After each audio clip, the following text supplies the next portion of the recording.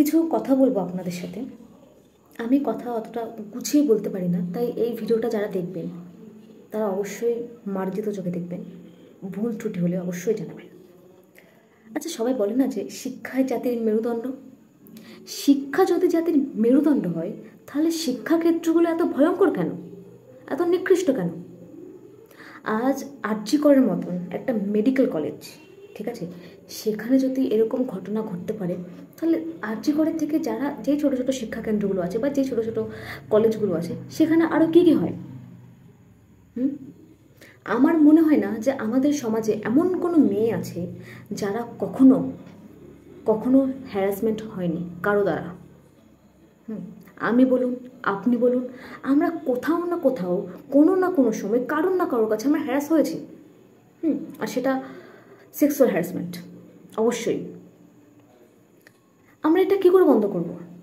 আজ মেডিকেল স্টুডেন্টের জন্য আমরা জাস্টিসের জন্য আমরা রাস্তায় নামছি, মোমবাতি মিছিল করব, আন্দোলন করব, কিন্তু দুদিন পরে অথবা 2 মাস পরে অথবা 2 বছর পরে সেম ঘটনা, সেম কাহিনী আবার কারোর না কারোর সাথে রিপিট হবে, কারোর না কারোর সাথে আবার হবেই। এটা আমি আপনি বন্ধ করতে পারবো না, এটা আমার আপনার একার পক্ষে বন্ধ করা সম্ভব না। আজ যারা আন্দোলন করছে, যারা মিছিলে নামছে, যারা জাস্টিস চাইছে, তাদের মধ্যেও এরকম অনেক মানসিকতার লোকজন আছে যে ভাই তারা রাতের অন্ধকারে কাউকে না কাউকে ভোগ করে, কাউকে না কাউকে হ্যারাস করে, কিন্তু তারা আবার এই ধরনের ঘটনার জন্য জাস্টিসও চাই। আর সেই ধরনের মানসিকতার লোকজনকে আমরা চিনব কী করে? কী করে চিনব? এটা আমার প্রশ্ন। যদি নিজেকে কন্ট্রোল করতে না পারে, বা যদি এরকম হয় যে মেয়েরা বাইরে বেরোতে গেলে তাদেরকে সেলফ ডিফেন্স শিখতে হবে, তাহলে আমি বলবো ভাই কোনো রকম কোনো বাবা মার কন্যা সন্তান জন্ম দেওয়ার কোনো অধিকারই নেই। কন্যা সন্তান জন্ম দেওয়ার কোনো রকম কোনো অধিকারই নেই। কারণ কী করবে ভাই, কী করবে? আজ আমরা মেয়ে হয়ে জন্মেছি, আমরা যে এত বছর বেঁচে আছি মেয়ে হয়ে, এটাই আমাদের কাছে অনেক বড় পাওয়া নয় কি? এরকম একটা নোংরা, এরকম একটা নিকৃষ্ট সমাজে।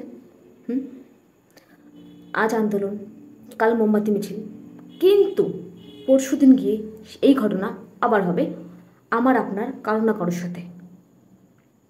এটা আমরা কেউ আটকাতে পারবো না, যদি এই পুরুষ শাসিত সমাজ নিজেকে না শোধরায়।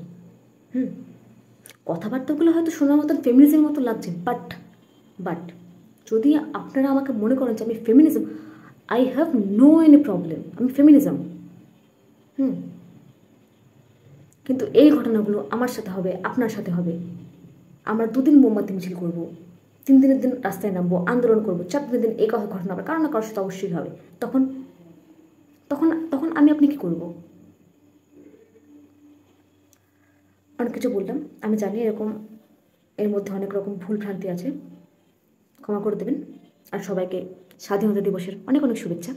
সবাই সবার দিনটা ভালো কাটাবেন। আর কি আর বলবো, সবাই সাবধানে থাকবেন, সুস্থ থাকবেন।